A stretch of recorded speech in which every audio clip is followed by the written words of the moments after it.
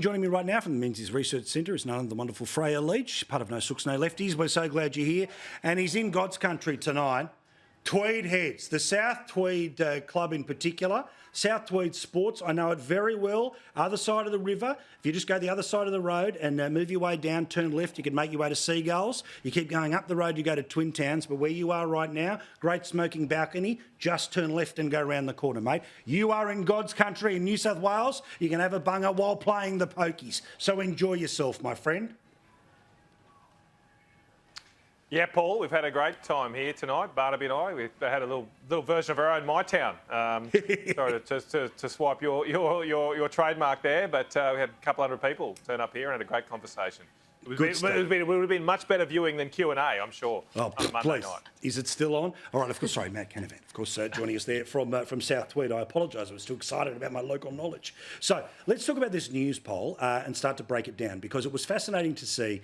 We know cost of living, number one issue, but what is the biggest component of cost of living?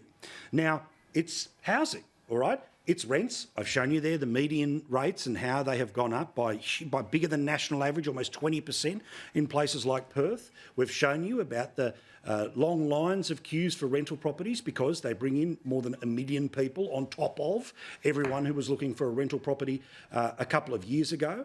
And of course, the national average monthly repayment, which used to be $2,000 and a bit, is now $4,000 and a bit. Now, Freya, none of this is a surprise to you, but it really is quite interesting to see that while the Prime Minister, and we'll get onto it in a second, wants to talk about supermarkets and groceries, when we're talking about cost of living, 12 interest rate rises has a consequence. And guess what? They know the government is kind of responsible. It's refreshing to see, to be honest, because I think for a long time we saw the RBA starting to hike rates, but it was like, when are people going to realise? When are they going to wake up and realise this is actually the result of reckless Labor spending? And I think now when your hip pocket is affected, and keep in mind, it's not just challenging to rent, it's virtually impossible. Correct. And it's not just challenging to repay your mortgage, it is almost virtually impossible as well. The interest you're paying on your mortgages has probably tripled over the last 2 years. And if you don't mind me saying, for people like yourself that are trying to get in and around the market, the set of financial difficulties and the loans and the housing stock and who you're competing with means we're kind of back to the 90s in terms of how steep that thing is. It's not 17%, but Correct. It's quite a steep climb. And the question is now, and I think this is going to be really critical for the coalition going forward, is those people that have abandoned Labor, where are they going? They're up for grabs. Good. And so this is the challenge. I think we're seeing Labor's primary vote decline to the same level it was at the 2022 federal election. But those votes aren't necessarily going to the coalition yet. Correct. They're going to the Greens and the Independents. So I think a matter of absolute priority for Matt and the coalition team up there is to come up with a housing policy ASAP. So, Matt, I'm not going to push you for what it is or what your idea is, because I'm not interested in giving the free kick to, the Guardian to say, oh, freewheeling and now it's being denied. I don't care, right? But how important is it that people in and around who want to see some votes change here don't just rely on people being peed off with the government. They've got to see that there's another option than the government. Well, you're absolutely right, Paul. And look, I was out door knocking this afternoon in Nerang with our LNP state candidate Bianca Stone and Heather. I met a lady called Heather, and she can't find a place to live. She's having to stay with a friend right now. There simply isn't enough homes in Australia. Freya's exactly right. The reason there isn't enough homes is that this government has lost control of our borders. They came into office with the job of opening up after COVID. They just opened the floodgates, and we've now had 2 million people turn up in 2 years in gross terms, 1 million people in net terms.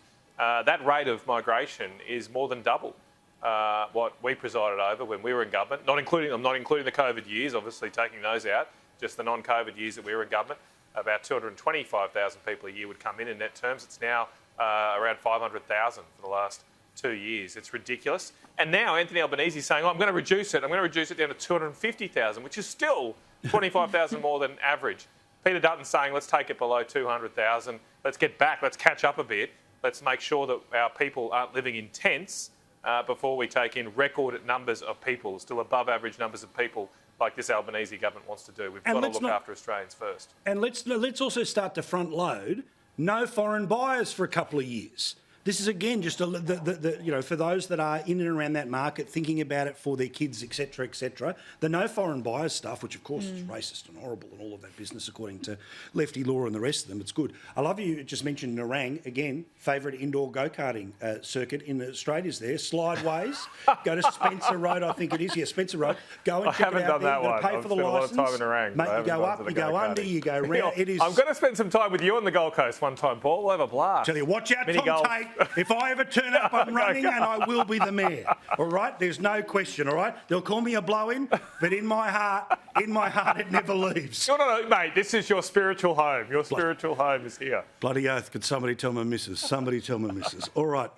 Otherwise, divorce straight away. Anyway, now, joke, darling. Now, let's talk here about the supermarkets, because, Freya, I think the government got a little bit of a rhetorical win here, because they are, I mean, we saw it today. The Prime Minister basically trying to pretend, supermarkets and groceries is the reason why interest rates are so high.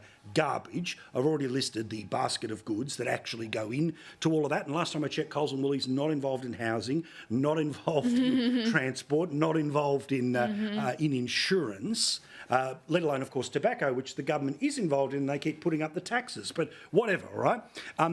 But the question here is that if you're able to have an allegation of a certain bad behaviour in and around pricing, then the evil moustache is able to be shoved straight onto them, and Labor will do that as what they think is the chief example of cost of living. But that poll showed us that that's only true for a quarter of people who say cost of living is the number one issue.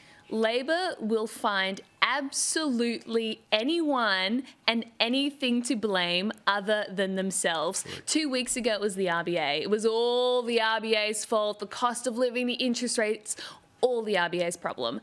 Now they've managed to find another scapegoat, the supermarkets. Now, don't get me wrong, some of the discounting stuff they're doing looks pretty dodgy, and it's not fair. They should be brought to justice. But come on, it is just searching for scapegoats. I mean, but it gets even more ridiculous than that. The New South Wales Treasurer, Daniel Mookhey, has also tried to blame Donald Trump's re-election on the state of the New South Wales economy. Yes.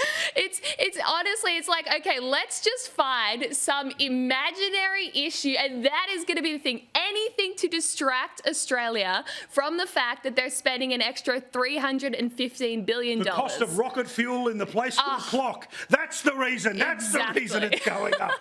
All right. Now, again, Matt, I remember we had a conversation, not after the last budget, but actually one of the first that Chalmers put in place. And there were all of these extra little sort of road issues in and around transport, extra taxes that were going to be placed on primary producers to have to pay for the inspection of things.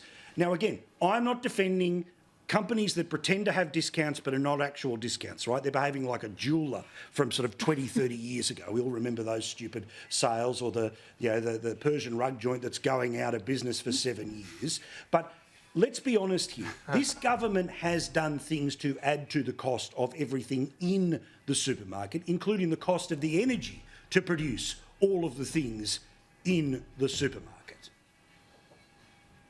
Well, just do a check on that. That's an excellent point, Paul. You can check that for yourself when you go through and look at what are the things that have gone up most in value in the supermarket aisle. The one I see that blows my mind all the time is cheese. Cheese has become so much more expensive. Just a standard block of cheese is up by well over 20%, according to the ABS. I think it's more than that sometimes. And so why is things like cheese gone up so much? Yogurt's gone up, dairy goods have gone up, bread's gone up. The products that have all are processed and use a lot of energy, like milk, like cheese, they've gone up more than other things like fresh fruit and vegetables, fresh beef. All those things haven't gone up as much. They typically go up and down in cycles. But the stuff that needs energy, needs to stay refrigerated, needs to be processed, that's gone up by a fortune. And it's gone up because of this government's terrible energy policies that have taken a country with beautiful and bountiful energy supplies, some of the lowest power price in the world, and now we're basically at the other end of the spectrum there. So we're all paying for that. And obviously the Prime Minister's looking for a life-saving raft here because of that. I'm not excusing Woolies and Coles either, but they're obviously not scared of what the Labor Party's doing. They're continuing to act like this despite the threats of a mandatory code of conduct, which is a wet lettuce form of regulation. I do think we need tougher competition laws, real competition laws, like what Peter Dutton and us are proposing to introduce divestiture powers here like the rest of the world has. I think we then get a change of behaviour from the major supermarkets.